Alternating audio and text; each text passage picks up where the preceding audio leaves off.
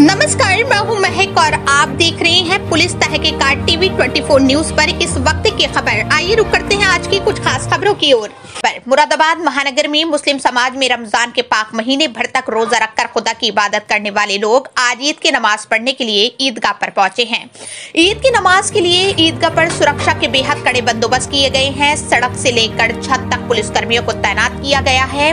DM अनुज सिंह और SSP Satpal Antil भी ईदगाह पर ही सुबह 7 बजे से मौजूद हैं। ईदगाह को जाने वाले रास्तों पर सुरक्षा व्यवस्था कड़ी की गई है। ड्रोन की मदद से पूरे एरिया की निगरानी की जा रही है। पूरे इलाके में रूफटॉप ड्यूटियां लगाई गई हैं। अधिकारी कंट्रोल रूम के जरिए पूरे जिले में ईद की नमाज पर नजर रखे हुए हैं। मुरादाबाद में ईदगाह के सामने एक इमारत में अस्थायी कंट्रोल रूम बनाया गया है। मौलाना तौकीर रजा की उस अपील को भी मुस्लिम समाज ने नकार दिया है, जिसमें उन्होंने कहा था कि विरोध स्वरूप मुस्लिम समाज के लोग पुराने कपड़े पहनकर ईद की नमाज पढ़ने पहुंचे। नमाज छूटने पर युवाओं ने किया हंगामा। मुरादाबाद में देरी से ईदगाह पहुंचने की वजह से कुछ युवाओं की नमाज छूट गई। युवाओं का कहना था कि जहां तहां पुलिस के रोकने की वजह से वो वक्त से ईदगाह नहीं पहुंच सके। बड़ी तादाद में युवाओं की नमाज छूटने पर उन्होंने हंगामा शुरू कर दिया। पुलिस ने किसी तरह समझा बुझाकर लोगों को शांत कराया। हंगामा कर रहे युवा ईदगाह में ही नमाज पढ़वाने की जिद पर अड़े हैं। साथ ही मुरादाबाद में हंगामे के बाद ईदगाह में दोबारा हुई ईद की नमाज। देरी से ईदगाह पहुंचे लोगों ने नमाज छूटने पर किया था हंगामा। मुरादाबाद से मोहसिन सिद्दीकी की रिपोर्ट।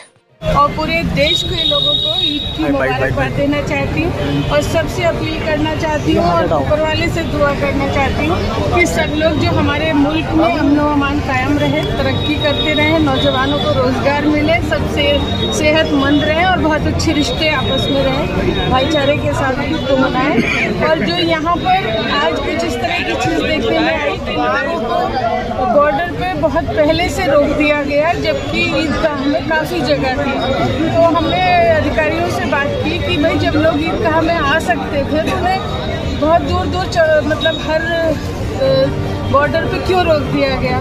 खैर बहरहाल जो भी लोग रह गए थे नमाज अदा करने से ईद की, उनकी अब दोबारा से नमाज हो रही है और सब लोग यहाँ कोई व्यवस्था में कोई आपस में कोई कुछ नहीं है, सब बहुत अच्छे से अभी नारेबाजी कोई मसला नहीं है, सब लोग अपनी नमाज अदा करके अपने घर जाएंगे। सांसद जी अभी नारेबाजी हो रही थी, क्या प्रकरण था? वो नमाज दोबारा चाहते थे, कुछ लोग रुक गए। जो लोग रह गए थे नमाज अदा करने से, नमाज ईद की पढ़ने से, उनको दोबारा पढ़वाई जाए और वो मसला सॉल्व हो गया। जो लोग भी रह गए थे वो लोग अब इमाम साहब से हम कहकर आ गए, दोबारा से नमाज हो रही है। Thank you. कोई ऐसा मामला देखिए, ये आज जनपद भर में समस्त स्थानों पे ईद की नमाज अदा की गई है और शांतिपूर्ण माहौल में नमाज अदा की गई है। इस संबंध में लगातार पिछले 10 दिन से सभी धर्मगुरुओं के साथ और सभी मौजूद नागरिकों के साथ सबके साथ संवाद स्थापित किया गया था और कोशिश की गई थी कि लोकल स्तर पे ही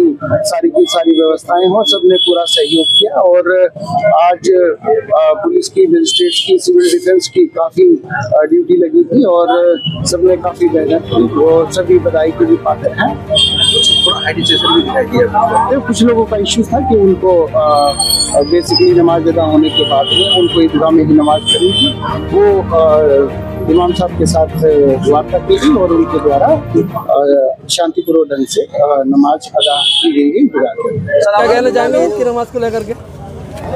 कुछ लोग नमाज पढ़ने से रह गए थे, उनको दोबारा से नमाज की मांग कर रहे थे। वो नए नए लड़के थे, कोई ऐसी बात नहीं है। बिल्कुल हालात बहुत बढ़िया हैं यहाँ, प्रशासन का और पुलिस का और अधिकारियों का इंतजाम बहुत बढ़िया है।